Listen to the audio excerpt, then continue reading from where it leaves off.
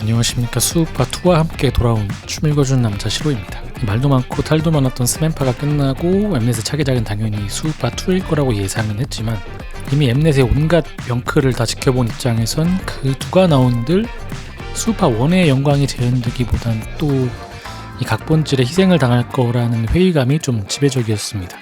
재료가 오마카세인들 요리사가 자취생이면 좀 비싼 라면밖에 더 나오겠어요. 그래서 사실 리뷰를 할 생각도 안 들 만큼 노관심이었는데 우연히 선공개 영상을 본 순간 마이크를 키지 않을 수가 없었습니다. 하나 그래도 고무적인 건 이젠 다수의 시청자분들이 엠넷의 이런 악편과 각본질에 콧방귀도 안 낀다는 이 사실이 그동안 열심히 제가 엠넷을 까온 보람이 느껴졌습니다. 그래도 또 어떻게 과몰입을 만들어낼지 모르죠. 상대는 엠넷입니다. 자, 대망의 1화 리뷰 시작하겠습니다. 역시나 인트로부터 연출 한번 해보겠다고 댄서들한테 이런 발연기를 시키는 우리 엠넷. 이 정도는 이제 사실 귀엽게 보이지만 이 배틀 하이라이트 모아둔 것만 봐도 전혀 달라진 게 없습니다. 제가 머리털 나고 스트릿 댄서 인생 살면서 이런 식으로 배틀하는 사람, 특히나 여자 댄서가 이러는 거는 저는 더더욱 본 적이 없거든요. 이 싸움이 나도 남자 댄서 쪽에서, 그것도 이제 이 배틀 문화가 뿌린 비보이 쪽에서나 가끔 나는 건데, 스탠딩 장르는 대립하는 배틀 형태보다는 춤을 좀 공유하고 즐기는 잼 형식에 더 익숙해서 이 정도로 승패에 크게 연연을 하진 않습니다. 다 현실 배틀에서는 이렇게 잼 리퍼블릭 같은 애티튜드로 즐기시는 게 기본입니다. 나머지 배틀 리뷰는 뒤에서 다루도록 하고, 먼저 시스템을 다시 한번 훑어보자면 투표도 여전히 달라진 게 없는 인기 투표에 가까운 시스템입니다. 엠넷 플러스는 지난 스맨파 때 그 개인이 아이디 몇백 개씩 쟁여놓고 투표하는 이런 어뷰징 문제가 지금은 해결됐는지 모르겠는데, 한 가지 눈에 띄는 게 이 투표 기간을 생방송 파이널까지 2달이나 잡아놓은 게, 이게 어차피 심사 시스템 이거 공신력 잃어서 대중성 놓친 거 이젠 대놓고 팬들 노가다라도 뽑아먹겠다는 건지 잘 이해가 가지 않습니다. 이게 지금은 잠잠해도 회차가 지나면서 팬덤이 좀 이제 불어나기 시작하면 슬슬 말이 나오지 않을까 싶습니다. 딱 하나 칭찬하고 싶은 거는, 또 시작부터 PPL 치는 줄 알고 먹고 있던 피자를 던질 뻔했는데 웬일로 바로 스킵이 돼가지고 좀 놀랐습니다. 이럴 리가 없는데. 각 팀들에 대한 정보는 이미 다른 유튜버들이 잘 정리를 해주셔서 저는 소개보다는 소감 위주로 리뷰를 하겠습니다. 이 애들도 안 할 기싸움이 방식만 바뀐다 해서 재밌어지는 게 아닌데, 여전히 이런 유치한 짓을 멈춰지를 못하네요, 우리 엠넷 친구들은. 베베는 영하고 트렌디한 이미지라 그 위뎀 보이즈의 롤처럼 느껴졌고, 또 울플러는 장르적으로는 뱅투에 가까운데 그 외관은 누가 봐도 이 사채업자 포스인 프라임킹즈의 롤이라서 좀 하이브리드인가 싶었습니다. 일부러 위압감을 주려고인지 이 세넌리 컨셉을 너무 빡세게 잡아놨다 보니까 이분들이 원래 이 정도까지는 아니라는 거를 아는 입장에서는 괴리감이 좀 심했습니다. 열심히 촬영하신 댄서분들한테는 죄송하지만 글로벌 팀 빼고는 다 자기가 아니라 시킨 역할을 수행하기 위해서 안 맞는 옷을 열심히 소화하려고 애쓰는 느낌이었어요.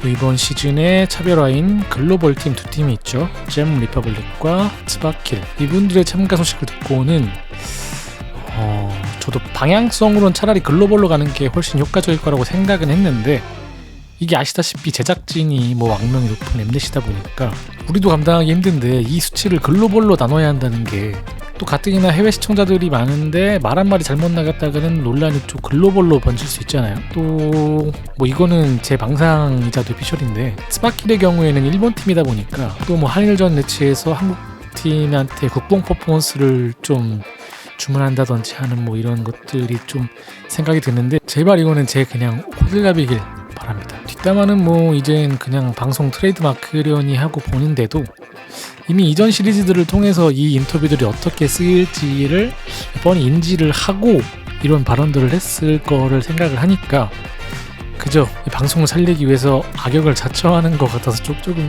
짠하더라고요. 등장도 어떻게든 이제 좀 요란을 떨어서 한 신이라도 더 잡히려는 이런 무언의 압박을 통해서 나오는 그런 억지 텐션의 느낌이라서 하나 자연스러운 게 없는 느낌이었습니다. 그에 반해서는 이제 잼 리퍼블릭과 츠바킬 글로벌 두 팀은 이런 컨셉 없이 그냥 담백하게 등장하고 촬영에 임하는 게 속이 너무 편하더라고요. 이런 글로벌 팀들한테는 압박이 없던 건지 아니면 그냥 이분들이 무시하시는 건지 모르겠지만 제발 나머지 한국 팀들도 그냥 본인 텐션으로 임할 수 있게 자유롭게 좀 놔줬으면 좋겠습니다. 근데 이 글로벌 두 팀이 다 프로젝트 팀일 텐데 배틀 전문 스트릿 댄서가 없는 게 조금 의아하네요. 이전 시리즈를 통해서 이 배틀이 의미가 없다는 거를 깨달은 건지 모르겠지만 일본은 스트릿이라는 이름값을 생각하면은 사실 뭐 내심 2부기 정도는 기대를 했는데 살짝 아쉬웠습니다. 물론 지금도 충분히 대단하신 분들이고 이 얼굴 댄싱에 대한 평가는 전에도 이야기했지만 정확하게 춤을 돋보일 수 있는 양념 정도로만 써야지 춤을 가릴 정도로 얼굴이 좀 주목되면 안 된다고 생각하기 때문에 공감이 됩니다. 자리 배치를 대놓고 이렇게 마주보게 하는 거는 뭐 작정한 서사죠.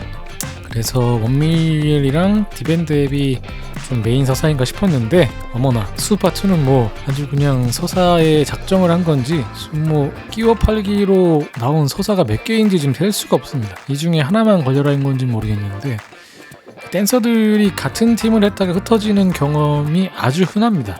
근데 이거는 일반인 분들이 한 30살쯤에 직장을 자리 잡기 전까지 많은 알바랑 뭐 이런 직장들의 경험을 거치는 것처럼 아주 자연스러운 거거든요.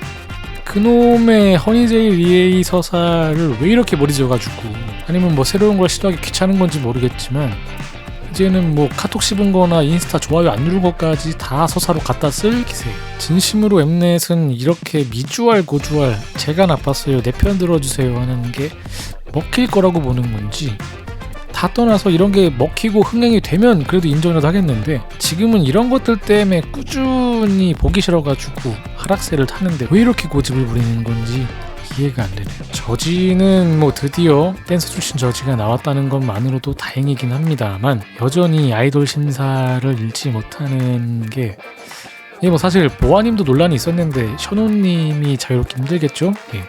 팬분들한테는 정말 죄송하지만 아이돌은 물론 창작을 하시는 분들도 계시지만 기본적으로는 수행 능력에 특화된 직업이라고 생각을 하거든요. 제작자가 만들어준 것들을 최대한 잘 습득을 하고 소화를 해서 대중한테 효과적으로 보여주는 데 포커스가 맞춰져 있는 반면에 댄서는 창작과 제작이 주가 되는 입장이기 때문에 역할이 다른 이런 태생적인 이유가 있는 거지 이걸 뭐 다른 아이돌로 바꾼다고 해서 이 문제가 사라지진 않습니다.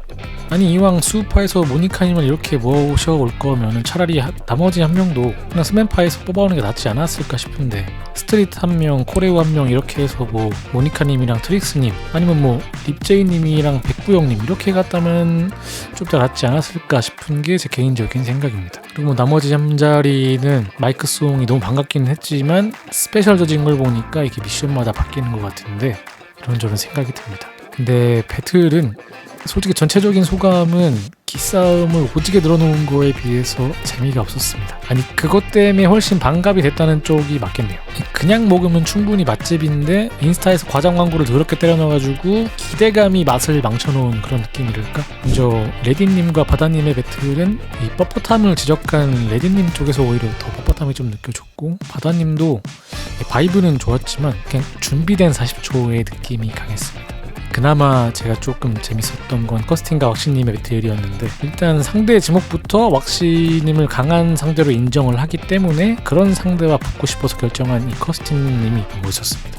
아마 시청자분들도 대부분 이렇게 본인과 동급 혹은 그 이상의 상대에게 챌린지하는 걸 보고 싶어하지 자기보다 못해 보여서 쉽게 이기려고 이렇게 선택하는 쪽을 보고 싶어 하진 않을 거라고 생각합니다.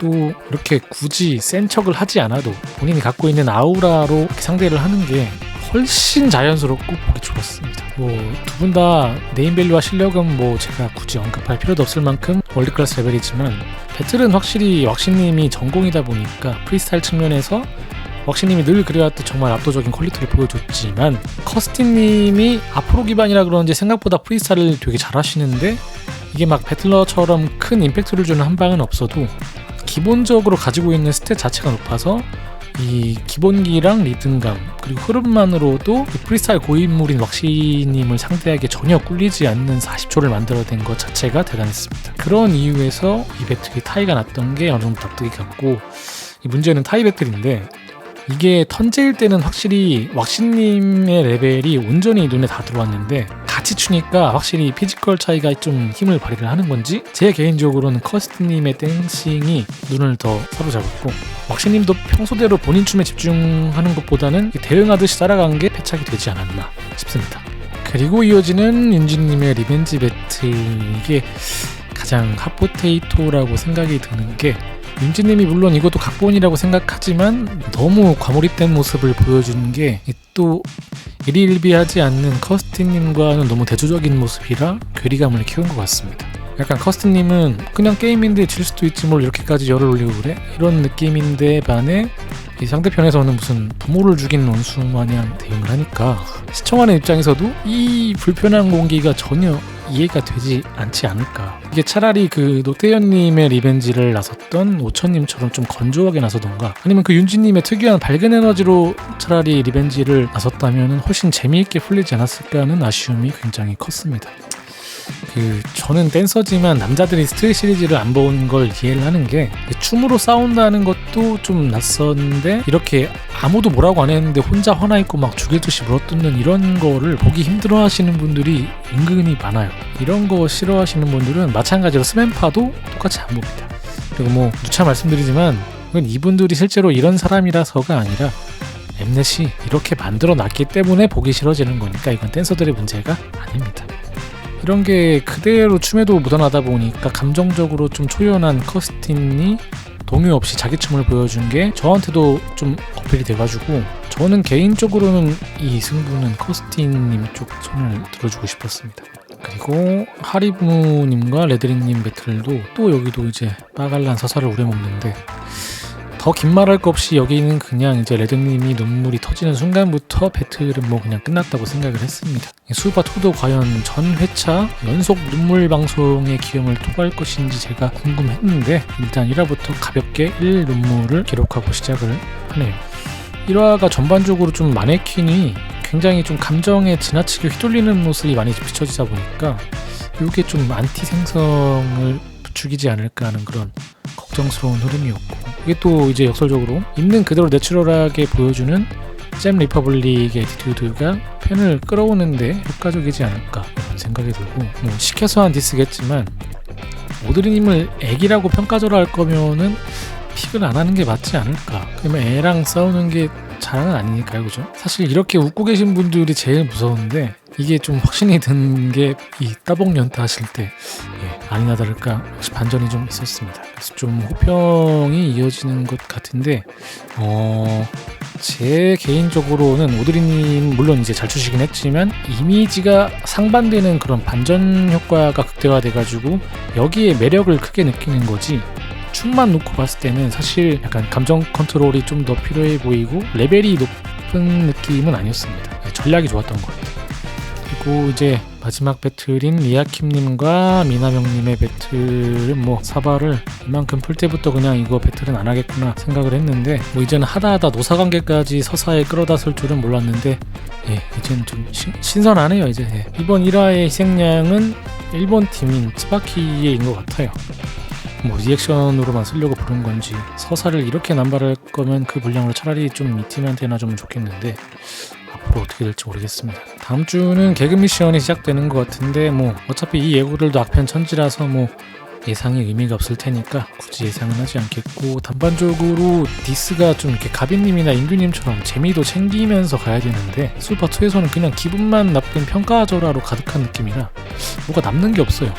근데 또 아시겠지만 솔직히 여기 나온 댄서들이 찐으로 이 방송 캐릭터인 사람들이 아닌 거는 다 아시잖아요. 엠넷 때문에 열심히 다 상황극하고 계신 거지. 수우파1의 성공과 명성으로 많은 기대를 하고 왔을 글로벌 팀들한테 우리들만 보기에도 부끄러운 이 암넷의 마리오네트를 보여주는 게 마치 잼버리의 수치스러움이 재현되는 느낌이라 오늘 리뷰의 제목을 잼버 리퍼블릭으로 정해봤습니다. 결론은 역시 엠넷이 엠넷했다. 그리고 스맨파 다시 보기 바이럴이라면 성공했다. 축하한다. 오늘의 리뷰는 여기서 마치겠습니다. 여러분 모두가 춤을 즐기는 그날까지 열심히 춤을 읽는 시로가 되겠습니다. 감사합니다.